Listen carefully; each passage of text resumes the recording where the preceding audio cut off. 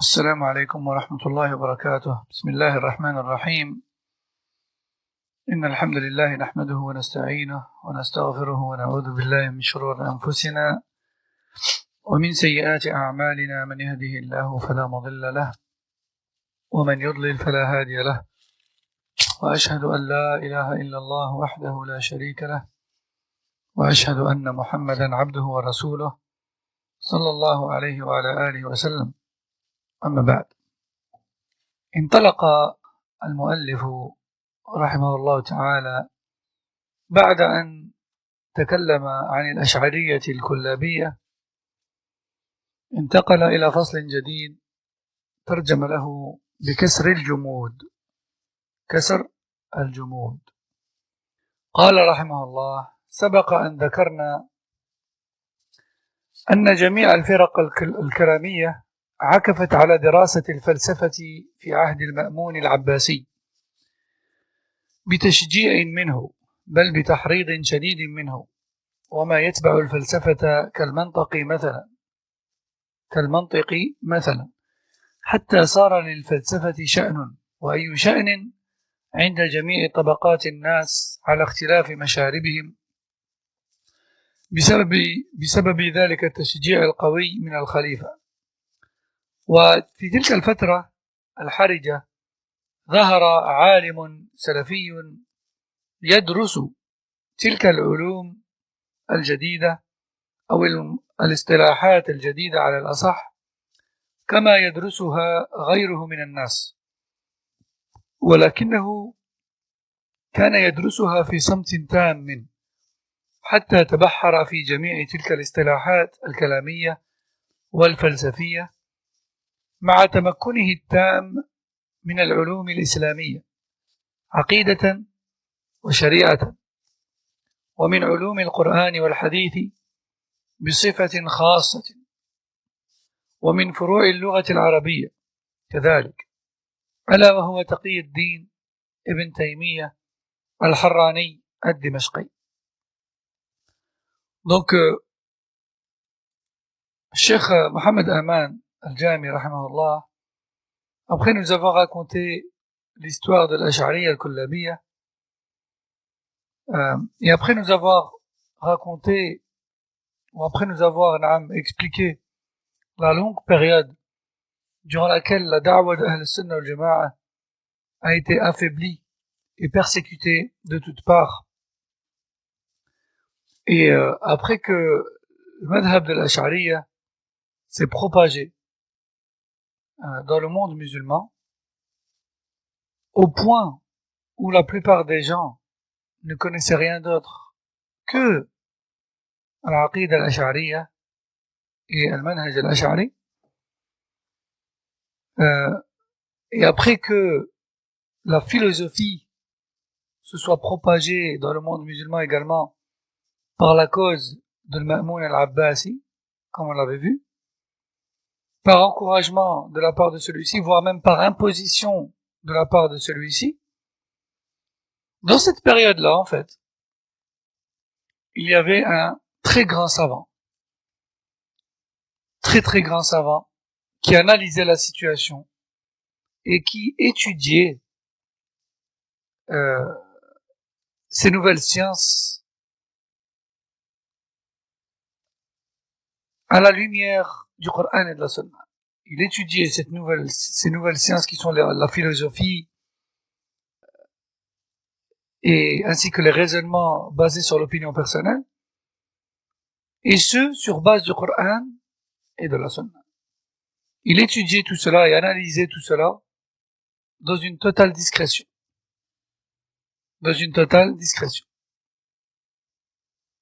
Il maîtrisait parfaitement la science religieuse, et il en est arrivé à maîtriser parfaitement ces nouvelles sciences qui sont basées sur la philosophie et l'opinion personnelle, et il maîtrisait parfaitement la langue arabe.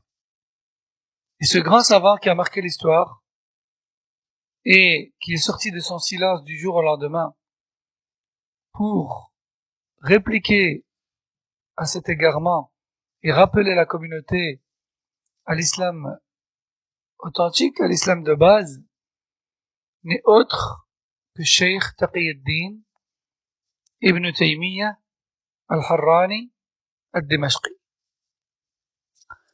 ولكن الفرق بينه وبين غيره من تلك الفرق المشار إليها أنهم كانوا يدرسونها على أنها علوم مقصودة لذاتها، وأنها من العلوم النافعة التي يحتاج إليها الناس لمعرفة دينهم ومعرفة ما يجب لله وما يستحيل عليه سبحانه، ولذلك أطلقوا عليها اسم أصول الدين أو التوحيد أو العقيدة الإسلامية، وهي أسماء سموها هم ومشايخهم ما أنزل الله بها من سلطان، وإلا فأين علم الكلام من أصول الدين والعقيدة الإسلامية؟ بل النسبة بينهما التباين البين كما لا يخفى.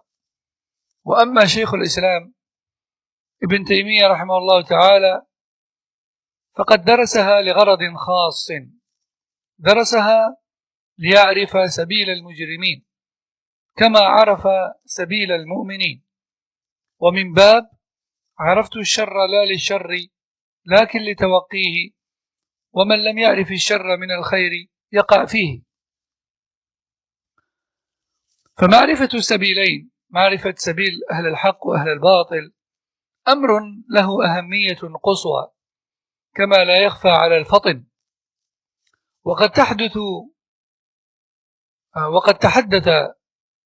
وقد تحدث في هذه المسألة حديثا عظيما مستفيضا ينبغي لطالب العلم الاطلاع عليه العلامة ابن القيم رحمه الله في بعض كتبه.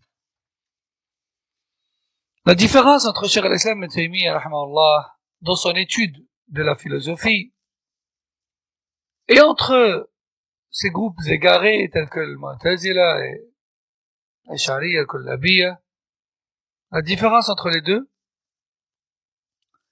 c'est que les gens à cette époque-là étudiaient la philosophie en la considérant comme étant un but final sur base duquel ils pratiquent leur culte, tant sur le plan dogmatique que pratique. Quant à Cheikh al-Islam ibn Taymiyyah rahimahullah, lui, il étudiait la philosophie de ces groupes afin de connaître leur égarement et afin de savoir comment lui répliquer de la façon la plus efficace. Non. Et il faut savoir qu'à cette époque-là, la philosophie religieuse s'est tellement propagée qu'ils se sont mis à appeler cette philosophie usul ad-din, les fondements de la religion, ou encore at-tawhid, le monothéisme, ou encore la croyance islamique, la aqida al-islamiyya. Non. Et remarquez qu'aujourd'hui, lorsque certaines personnes qui ne sont pas enracinées dans la science parlent de religion, ils disent pas, ils appellent pas la religion religion, ils appellent la religion philosophie.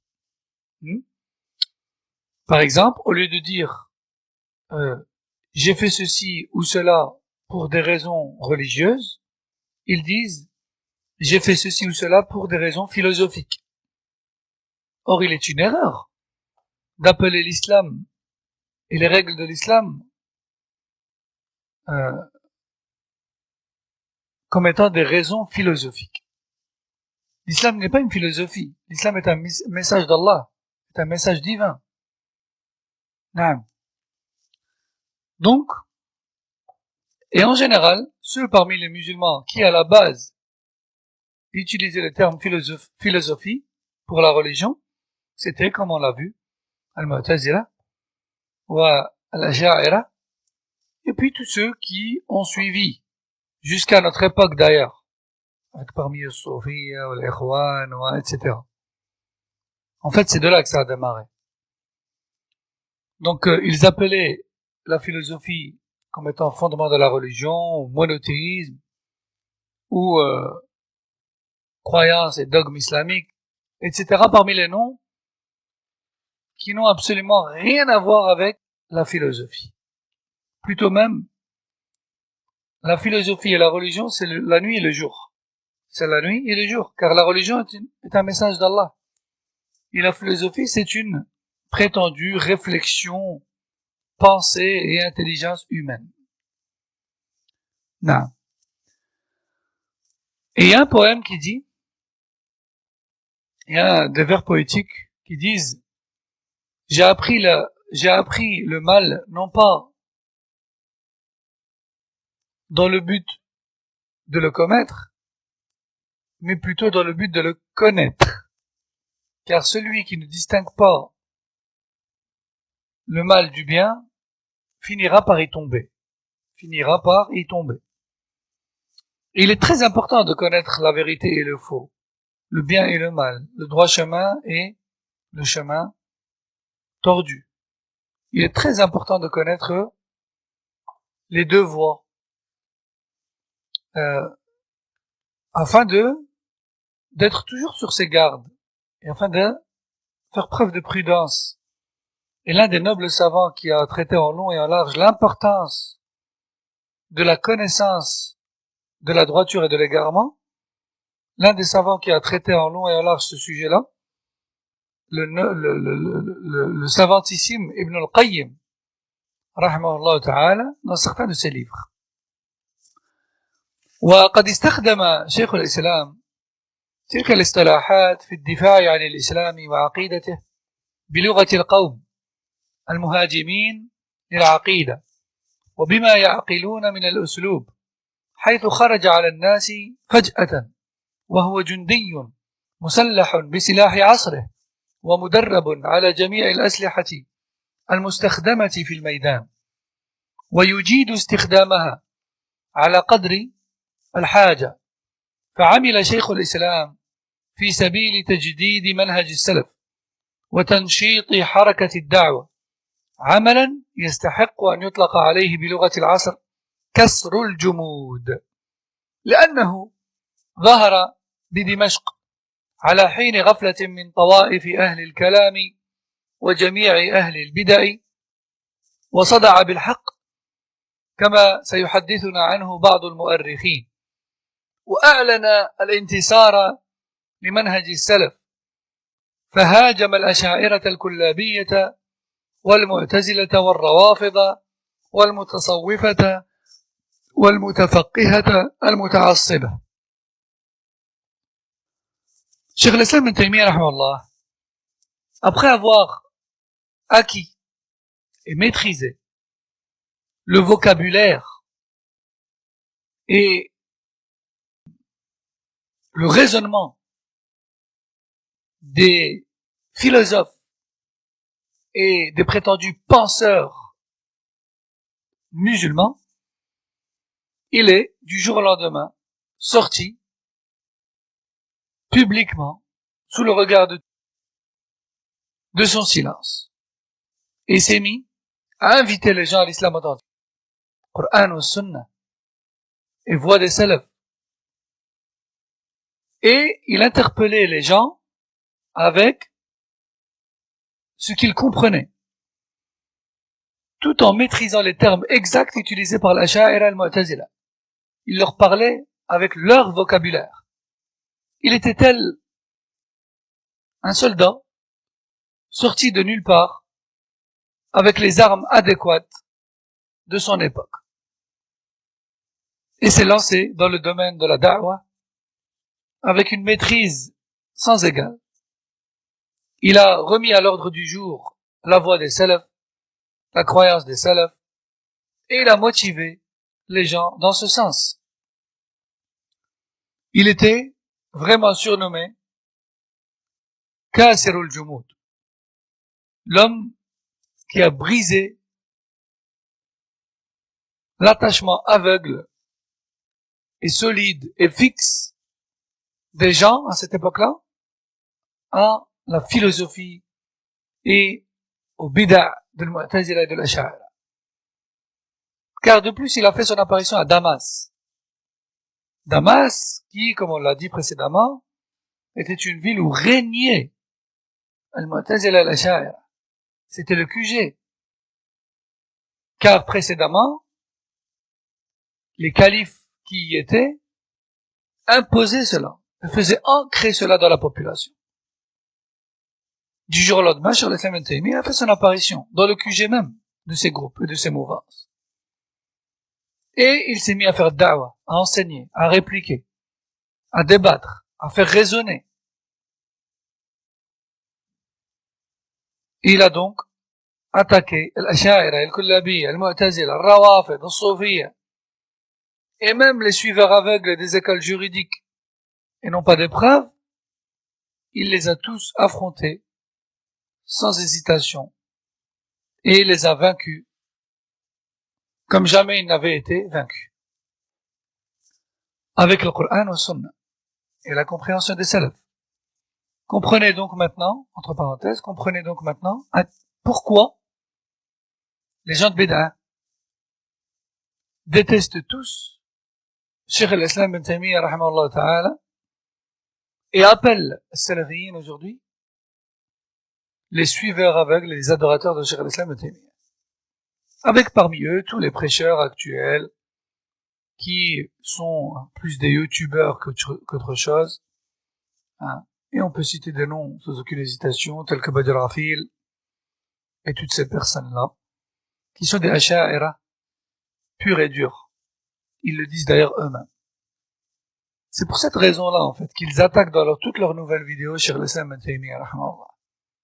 Car ils n'ont rien trouvé d'autre pour se défendre si ce n'est de mentir sur lui. Cheikh al-Islam Ibn Taymiyyah n'a rien apporté de nouveau. Il a juste maîtrisé le Coran et le Sunna, puis il a maîtrisé l'uratul qawm, comme on dit. Il a maîtrisé le vocabulaire et le raisonnement de ces mouvances-là. Et il a réussi à les pulvériser, à les répliquer, à les dévoiler et à dérouter les gens de leur voie. C'est pour cette raison qu'il le déteste. Et rappelez-vous que le Mu'tazila ont déteint sur la majorité des groupes, avec parmi eux Khawarij, et même l'Asha'ira qui sont venus après, et même Soufiyya, et même le Rawafid. Ils ont déteint, le Mu'tazila, ils ont déteint sur tous ces groupes-là, de par leur philosophie et leur encercellement de la parole. Et c'est pour cette raison que tous les groupes de Bid'a détestent Cheikh al-Islam Ibn Taymiyyah, sachant que il est vrai qu'entre parenthèses, parfois ils avancent de paroles Cheikh al-Islam Ibn Taymiyyah. Et ça prouve leur reconnaissance envers lui, malgré leur haine à côté. Ils savent que Cheikh al-Islam Ibn Taymiyyah était un alim, un savant. Mais à côté de cela, bien sûr, lorsqu'ils parlent de choses qui le contredisent, ils ne sont bien sûr pas contents. وقد قام الإمام بهذا الجهاد بعد فترة عصيبة مرت على السلفيين ومنهجهم وهم يعيشون متفرقين في زوايا العالم غرباء فقد انصرف جمهور الناس عن منهجهم إلى علم الكلام بعد أن سموه عقيدة كما تقدم وليس للسلفيين صوت يسمع قبل ظهور هذا الإمام حتى جهلت حقيقة منهج السلف وعقيدتهم فأخذ الناس في الخوض على غير هدى في تفسير منهج السلف بعيدين عن الحقيقة بين قائل إنه التفويض المطلق وإن السلف ما كانوا يفهمون معاني نصوص الصفات وقائل إنه مشبهة مجسمة. Cheikh al-Islam Ibn Taymiyyah a donc mené un combat scientifique dans une période difficile, dans une période où les salafiyyin étaient affaiblis et essoufflés et divisés dans le monde, éparpillés par-ci par-là dans le monde musulman. Et ils étaient donc étrangers dans leur propre société. Et les gens étaient tous préoccupés par la philosophie, qu'ils appelaient croyance islamique. Et les salafis, les gens de la sunna, on les entendait quasiment pas. On les entendait quasiment pas, à cause du long combat qu'ils ont mené, l'affaiblissement et l'injustice et la persécution qu'ils ont subi, etc. Au point où les gens ne connaissaient pas manhaj salaf, ni la aqida de salaf. Et lorsque Cheikh l'Islam Ibn Taymiyyah a fait son apparition avec sa da'wah, les gens se sont divisés en deux clans. Certains disaient, oh, dans cette croyance, on remet tout à Allah. Donc ça veut dire que, yani, l'essence des noms et attributs,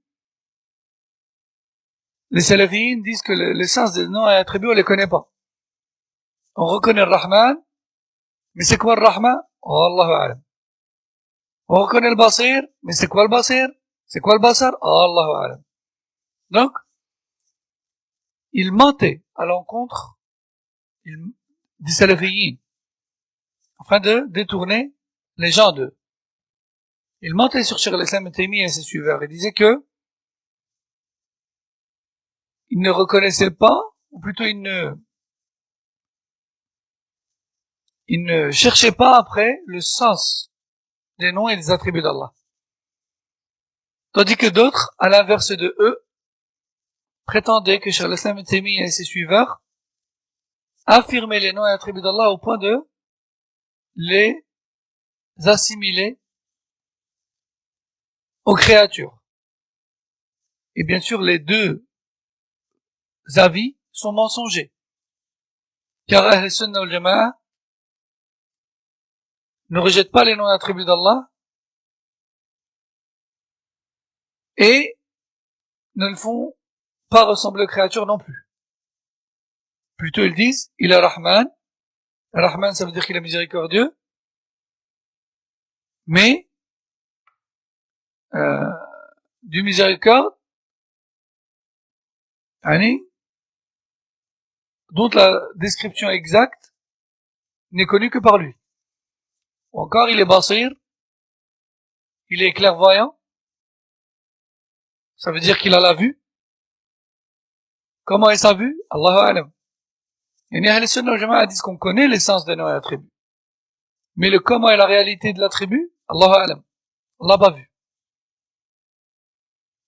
Tandis que Al-Mu'tazila et l'Ash'a'ira, rappelez-vous, ils disent, Al-Mu'tazila Afwan, ils disent on reconnaît pas les noms et attributs. L'Ash'a'ira, ils disent on reconnaît les noms et attributs, mais pas leur sens.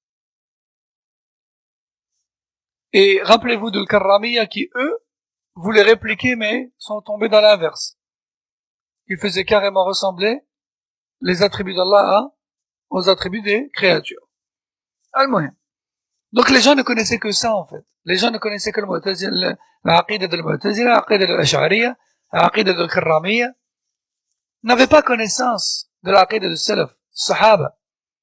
Alors quand Cheikh l'Islam Ibn Taymiyyah a fait son apparition avec la da'wah des Salaf, certains disaient, ah, il a la même croyance que le Mu'tazila, d'autres disaient non, c'est comme le Karramiyya, d'autres disaient non, c'est comme l'Ash'ariyya. Alors qu'il en était rien de tout cela. Ce n'était que des mensonges. فظهر شيخ الإسلام ليصحح مفهوم العقيدة السلفية التي أصبحت غريبة لكسر ذلك الجمود في سير الدعوة السلفية التي وقف في سبيل سيرها عوائق متنوعة من علم الكلام الذي أفسد القلوب بالاضطراب والشكوك، والتصوف الذي رد الناس إلى ما يشبه الجاهلية الأولى في باب العبادة والعادات والتقاليد والسواليف الموروثة، فجزى الله ذلك الإمام عن الإسلام والمسلمين خير ما يجزي به المصلحين المخلصين. Donc Cheikh l'Islam Ibn Taymiyyah rahimahullah, lorsqu'il a fait son apparition, il a mené un long combat afin de rectifier la compréhension des gens vis-à-vis de la croyance des salafs. car cette croyance était devenue inconnue. Afin de briser cet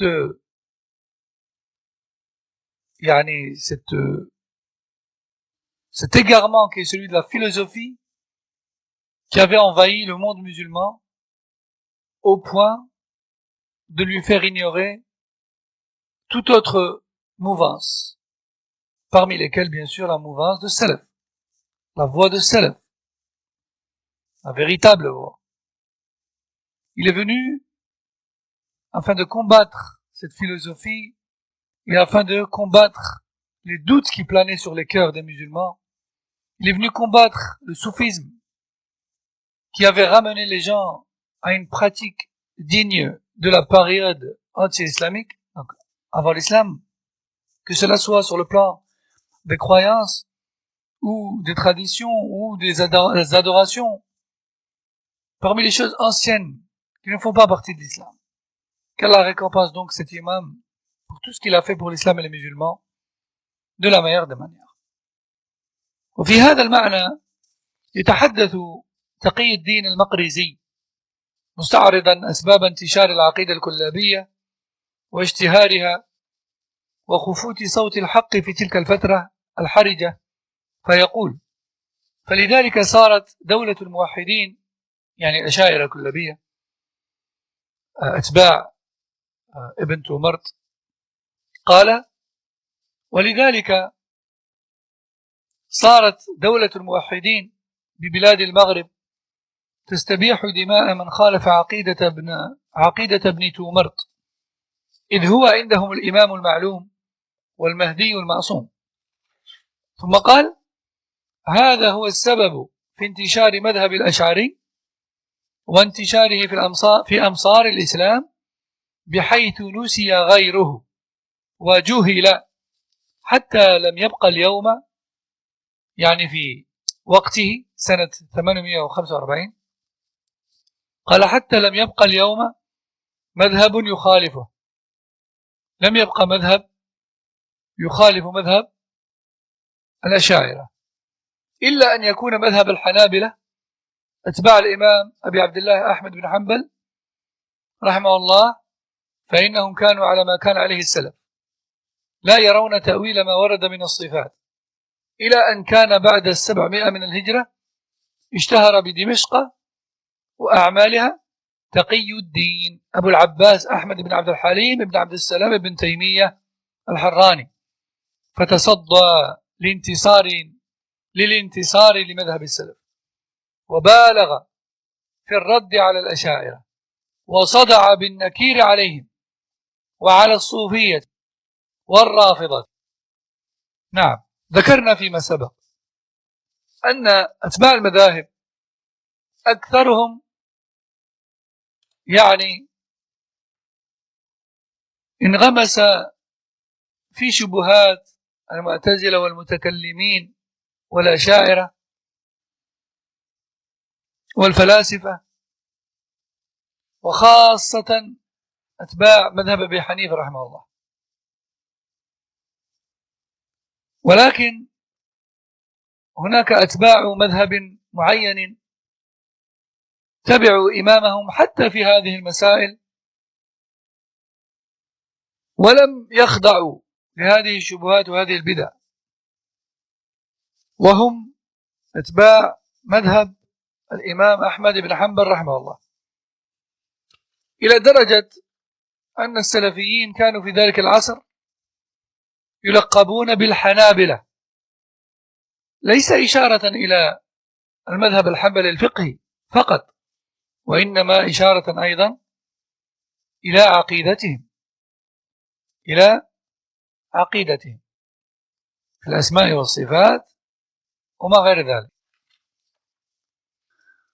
Donc, Cheikh Taqiyuddin al-Maqrizi, qui est un savant ancien, de qui on a parlé lorsqu'on a détaillé qui était la Asha'ira al-Kullabiyya, avec leurs héritiers dans le Maghreb, qui avait un état qui s'appelait Dawlat al-Muwahhidin, qui suivait aveuglément Ibn Tumart, qui avait apporté l'Asha'ira al-Kullabiyya de Damas vers le Maghreb, au point de le vénérer, de le considérer comme étant le Mahdi etc. et qui se sont mis à massacrer les gens qui ne les suivaient pas dans cette aqida. Donc l'imam Taqiyuddin al-Maqrizi, qui nous a expliqué cela, il a dit, rahimahullah, ces gens-là en étaient arrivés là. Ils en étaient arrivés à ce niveau de cruauté, d'extrémisme et d'injustice, car ils ignoraient toute autre croyance que celle-là. C'était pour eux l'islam. Ash'aira, c'était pour eux, c'était ça l'islam. Et c'est pour cette raison qu'ils en sont arrivés jusqu'à massacrer les gens qui n'étaient pas d'accord avec eux. Pour eux, c'était ça l'islam et rien d'autre. Et il ne restait à cette époque-là qu'une infime partie de musulmans, encore sur la croyance des salaf, et ces gens-là étaient, en fait, les suiveurs de l'imam Ahmad ibn Hanbal. Je ne parle pas que de la jurisprudence, du fiqh, mais aussi et surtout de leur croyance concernant les noms et attributs d'Allah. Et on a vu dans les cours précédents que la plupart des suiveurs des écoles juridiques de l'époque, on ne parle pas des imams des écoles juridiques, mais plutôt des suiveurs de ces imams-là. À l'époque de Mu'tazila, la plupart d'entre eux sont tombés dans les filets de Mu'tazila. Et surtout, en particulier, les suiveurs de Abu Hanifa, rahimahullah. Et même parmi le Malikiyya, et même parmi le Shafi'iyya, beaucoup d'entre eux sont tombés dans les filets des gens de bid'a sur le plan de la croyance. Et ici, les gens de bid'a, à toute époque, et aussi à notre époque, et même les francophones, comme par exemple Badrafil, etc., ils perturbent les gens qui n'ont pas d'ilm. Les gens de la masse parmi les musulmans, ils les perturbent. Ils leur disent, regardez, Malikiyya, c'était Ash'aira. Shafi'iyya, c'était Ash'aira. Hanaf, c'était Ash'aira. Et puis ils parlent pas de Hanabila. Et ils disent, pourquoi aujourd'hui les salafis, ils disent, ouais, vous les Ash'aira, vous êtes égarés. Pourquoi les savants d'avant, ils étaient égarés? Eh bien, naam. Ceux qui sont tombés dans les filets de la Ash'aira et le Mu'tazila se sont égarés, oui, naam. Au point où, à l'époque, donc, de Mouahidine au Maghreb, seuls étaient connus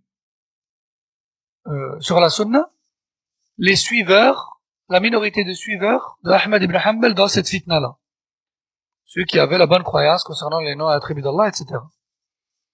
Et tellement il n'y avait que eux, les gens les surnommaient Al-Hanabila, les suiveurs d'Ibn Hanbal. Mais ils ne les surnommaient pas Al-Hanabila par rapport au fiqh, par rapport à la jurisprudence, comme on connaît aujourd'hui. Yani. Ils les surnommaient Al-Hanabila aussi et surtout pour leur croyance, qui était celle des salafs, concernant les noms et attributs d'Allah tabarak wa ta'ala. Et donc je répète et j'insiste. Aujourd'hui les gens de bid'a et les prêcheurs de l'égarement jouent avec les gens, jouent avec les musulmans qui n'ont pas de science et qui n'ont pas de capacité de chercher. Et ils leur sortent des paroles ou des ouvrages de Malikites, de Shafi'ites, de Hanafi, des ouvrages anciens, datant de 600, 700 ans en arrière, qui montrent qu'ils étaient Ash'aira et leur disent, regardez, les savants anciens étaient Ash'aira. N'écoutez pas les salafis. Taïb, s'ils se sont égarés, est-ce que ce sont des références pour nous? Et même Abu Hanifa, rahimahullah, lui-même a écrit un livre qui s'appelle Al-Fiqh al-Akbar, la grande jurisprudence, dans la croyance, dans laquelle il a affirmé la croyance de Ahl Sunnah wal Jama'a. Hein? Pourquoi est-ce que vous ne sortez pas des livres comme ceux-là? Pourquoi vous ne sortez en exemple des livres de suiveurs d'Abu Hanifa de plusieurs siècles après, qui se sont égarés dans l'Ash'ariyya? Al-Muhim, faites très attention, chers musulmans. Soyez prudents. Et ne tombez pas dans les filets de ces gens sur qui le prophète sallallahu alayhi wa sallam a dit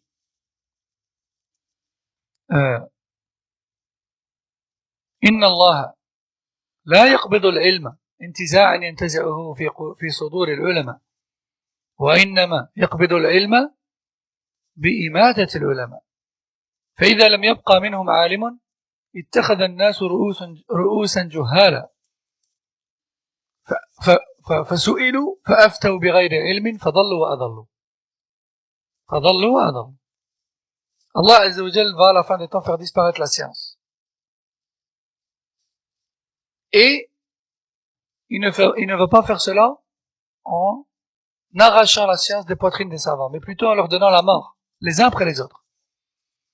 Et lorsqu'il n'y aura plus de savants de la sunna, les gens désigneront des ignorants. Ils mettront à leur tête des ignorants qu'ils questionneront en matière de religion. Et ces ignorants répondront sur base de leur ignorance. Ils s'égareront et égareront avec eux la communauté. Et Ibn Mas'ud et d'autres, radiyallahu anhu, ont dit في آخر الزمان يكثر القراء ويقل العلماء. À la fin des temps, il y aura beaucoup de récitateurs de Coran, beaucoup de bons parleurs, mais très peu de savants. Il ne faut pas se fier au nombre d'abonnés, au nombre de suiveurs, au nombre de vues, au nombre de likes ou je ne sais quoi d'autre. Bref, je m'y connais pas trop en réseaux sociaux, mais j'entends parler de cela. Il ne faut pas se fier à ça. Il faut se fier à la conformité au Coran et à la Sunna et la compréhension des salafs. C'est pas le nombre qui compte.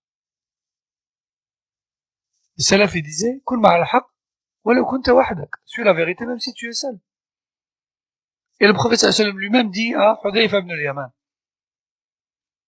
que viendrait une époque où le musulman, s'il veut être sur la vérité, il devra, ou il sera peut-être même amené à rester seul, car la majorité des gens s'égareront. Soyez prudents, mes chers frères et sœurs.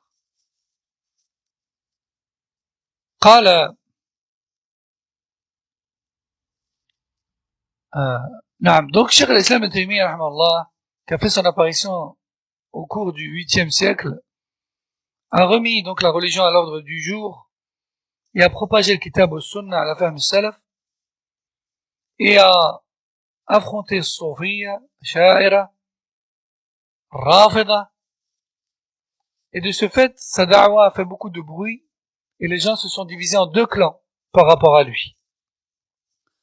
فريق يبدعه ويضلله وينتقد عليه إثبات الصفات ومسائل أخرى منها ما له سلف فيه ومنها ما زعموا أنه خرق فيه الإجماع ولم يكن له فيه سلف وكانت له ولهم خواطب كثيرة. خواطب جمع خطب وهو الشأن. إذن كانت له ولهم شؤون كثيرة وحسابهم على الله الذي لا يخفى عليه شيء في الأرض ولا في السماء. الفريق الأول يبدعه ويحذر منه لأنه يثبت الصفات،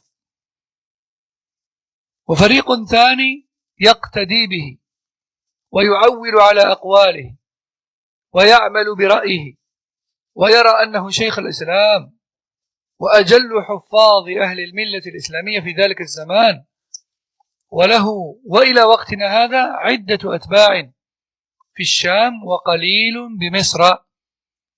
انتهى كلام تقي الدين المقريزي.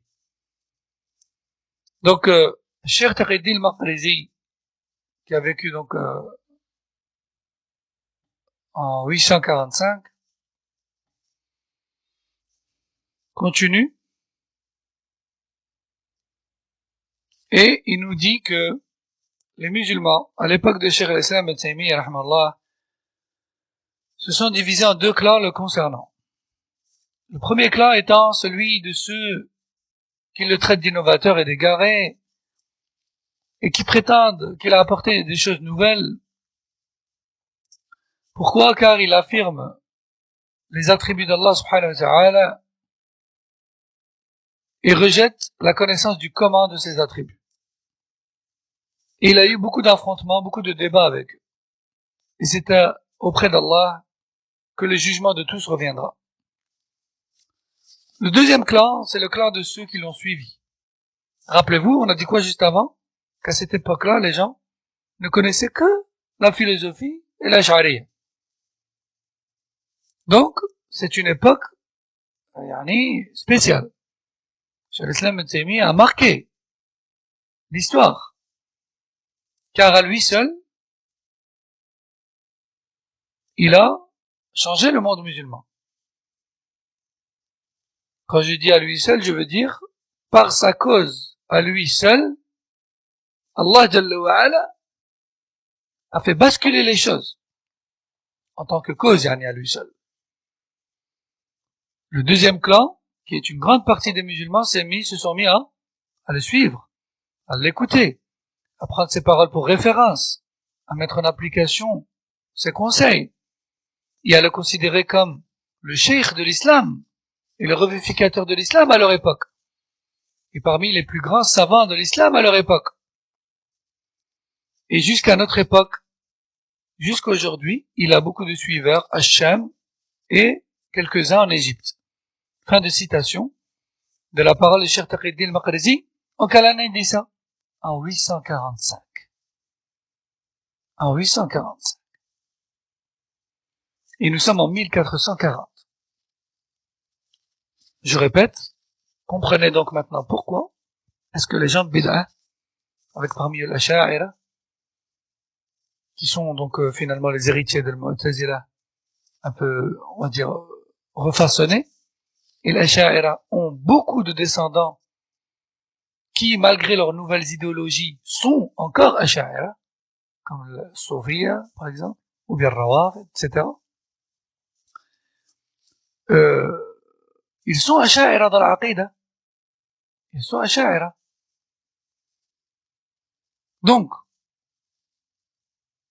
وبعد الشيخ محمد أمان continue et dit وبعد لا ينبغي أن يغيب عن البال أن السلفيين قد خاضوا مع خصومهم المعتزلة معركة حامية الوطيس، حامية الحرب يعني، حامية المعركة، قبل أن توجد الأشعرية.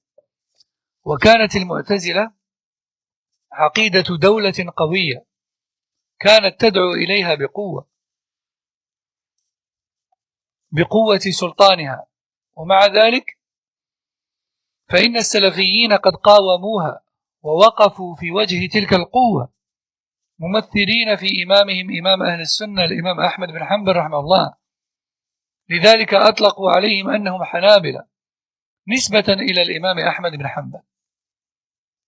فدعوى الأشاعرة أنهم هم وحدهم الذين قاوموا المعتزلة وخاصموهم هي دعوى تنقصها البينة، وكل دعوى لا تدعمها البينة فلا سماع لها، علما بأن الأشعرية الكلابية قد تتفق مع المعتزلة في بعض المسائل كما لا يخفى على طلاب العلم. ومن أبرز تلك المسائل ما يتعلق بصفة الكلام، حيث يتفق كل من المعتزلة والأشاعرة على أن الكلام اللفظي مخلوق، ثم يختلفون في إثبات الكلام النفسي، فتثبته الأشاعرة وتنفيه المعتزلة. المسألة معلومة في موضعها. Donc, Cheikh Mohamed Amal Jami clôture ce chapitre en nous disant: il faut donc toujours garder à l'esprit que les salafis ont mené un long combat contre le Mu'tazila avant l'apparition de l'Asha'ira. Le Mu'tazila qui était fortifié par les temps à cette époque-là. Donc c'était pas facile pour les gens de la Sunna. Malgré ça, ils l'ont affronté et n'ont pas baissé les bras et ont suivi leur leader et leur exemple en cela à cette époque-là, l'imam Ahmed ibn Hanbal, au point où ils ont été surnommés le Hanabila par affiliation à lui. Alors beaucoup de gens aujourd'hui, remarquez, les gens de Bid'ah, lorsqu'on leur dit l'imam Ahmed a dit, ah mais l'imam Ahmed, toujours l'imam Ahmed, vous. Sachez que cette réponse, elle a une origine et elle a une cause qui remonte très loin dans le temps. Peut-être même que la personne qui parle de cette manière ne sait même pas, elle, pourquoi ceux qui lui ont inculqué ce genre de réponse disaient cela. Peut-être que beaucoup d'ennemis de la sunna aujourd'hui qui critiquent l'imam Ahmed, eux-mêmes ne savent pas pourquoi ils le critiquent finalement. Quand on leur dit l'imam Malik a dit, ah d'accord. L'imam Shafi'i a dit, ah d'accord. L'imam Abu Hanifa a dit, ah d'accord. L'imam Ahmed a dit, ah, il y a un petit malaise. Et eux-mêmes ne savent pas pourquoi. Mais la raison est celle-là. C'est que l'imam Ahmed, il a vécu une épreuve qui n'a pas été vécue par les autres imams. Il a affronté une épreuve que les 3 autres imams n'ont pas affrontée à leur époque. Et l'imam Ahmed a combattu et a défendu sa aqida qui est également celle de Malik, qui est également celle de Shafi'i, qui est également celle d'Abu Hanifa, et qui est celle des tabi'in et des sahaba de Rasul sallallahu alayhi wa sallam. C'est pour cette raison qu'ils n'aiment pas l'imam Ahmed. Et pareil, ça se répercute sur le fiqh. Quand on dit le Hanabila, ils ont dit, ça c'est l'avis de le Hanabila dans la prière ou autre. Ouais, mais pourquoi toujours le Hanabila? Ils ont une dent contre le Hanabila. Alors, ce qui compte, c'est pas d'être Hanbali ou autre. Ce qui compte, c'est le dalil. C'est tout. La conformité au Coran et au Sunna. Manhaj salaf. Je disais également, فدعوى الأشاعرة, donc l'Asha'ira prétendent qu'ils ont été les seuls à affronter le Mu'tazila. Et ceci est une prétention sans preuve. Et ce n'est pas vrai. Car les gens de la Sunna ont affronté le Mu'tazila bien avant et plus longtemps. Et lorsque les Ash'ari ont fait leur apparition et qu'ils ont voulu affronter le Mu'tazila en affirmant les noms et attributs d'Allah sans leur sens, ils ont en apparence contredit le Mu'tazila, mais en réalité, ils n'en étaient pas loin.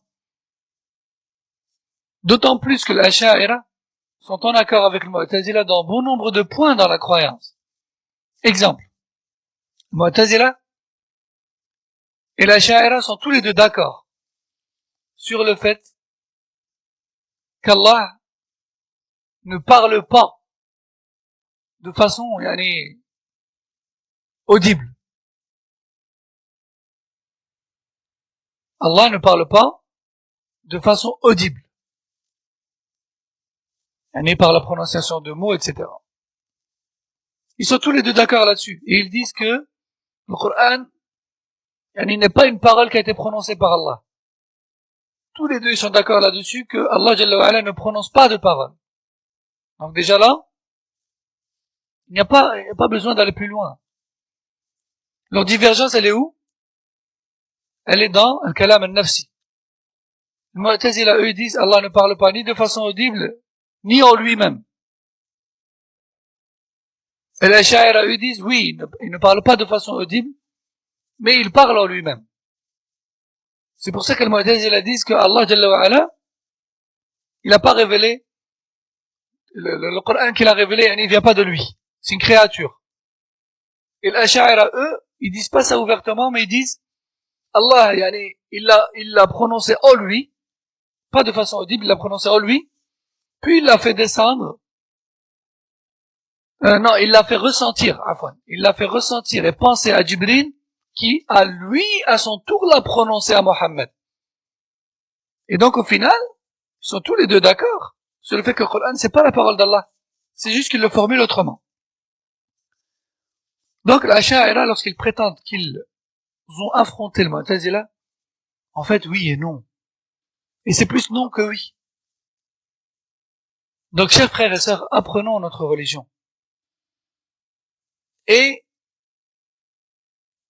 ne tendons pas l'oreille à n'importe qui. Soyons de véritables salafiyin, suivons salaf, Abu Bakr, Omar, Sahaba, Tabi'in. Et ne nous égarons pas. Préservons notre religion et celle de nos enfants. هذا والله أعلم. سبحانك اللهم وبحمدك، أشهد أن لا إله إلا أنت، أستغفرك وأتوب إليك. وصلى الله وسلم على نبينا محمد على آله وصحبه أجمعين.